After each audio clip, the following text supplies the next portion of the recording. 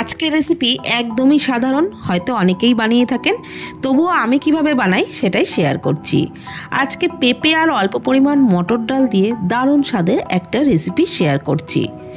এখানে আমি half cup মটর ডাল 4 ঘন্টা জলে ভিজিয়ে রেখেছিলাম, তারপরে ডালের পেস্ট করে একটা বোলের মধ্যে নিলাম। ওর মধ্যে দিয়ে দিলাম একটা ছোট পেঁপের অর্ধেকটা অংশ গ্রেট করে নিয়েছি, সেটাই দিয়ে দিলাম পরিমাণ মতো লবণ, হাফ চামচ হলুদ গুঁড়ো, আর আদা কাঁচা লঙ্কা বাটা দিলাম 1 চামচ, একটু হিং দিয়ে দিলাম। তারপর সমস্ত কিছু খুব ভালো করে মিশিয়ে নিচ্ছি, মানে মেখে নিচ্ছি। আর তারপর এইভাবে করে একটু ফেটিয়ে নেব, তাহলে বড়াগুলো খুব সফট হবে।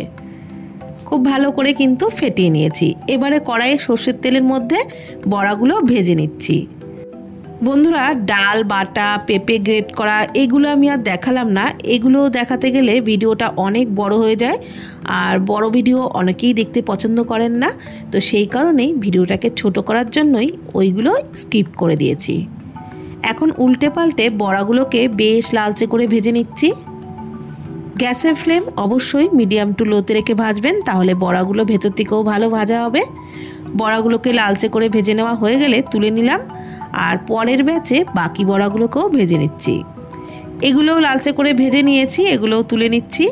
তারপর কড়াইয়ে আরেকটু সর্ষের তেলের মধ্যে গোটা গরম মশলা, হাফ চামচ গোটা জিরে আর 2টো তেজপাতা দিলাম। ফোড়নটাকে ভালো করে ভেজে নিলাম। তারপর দিয়ে দিলাম ছোট ছোট টুকরো করে কেটে নেওয়া পেঁপে আর আলু।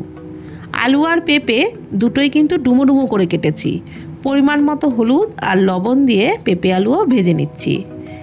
এখানে আমি একটা মিডিয়াম সাইজের পেঁপের অর্ধেকটা পরিমাণে গ্রেট করে দিয়েছি, আর অর্ধেকটা পরিমাণে ছোট ছোট টুকরো করে কেটে ভেজে নিচ্ছি।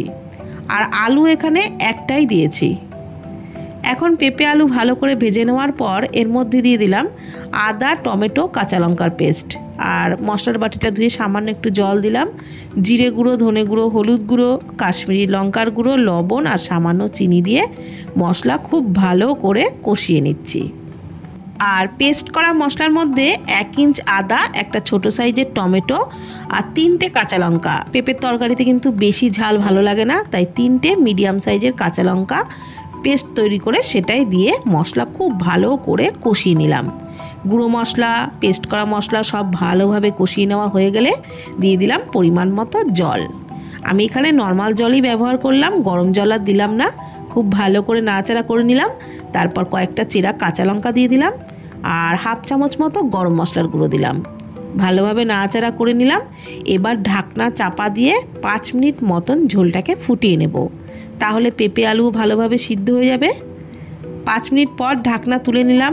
এখন একটু দেখে নেব পেঁপে আলু সিদ্ধ হয়েছে কিনা। পেঁপে আলু সবই কিন্তু ভালোভাবে সিদ্ধ হয়ে গেছে।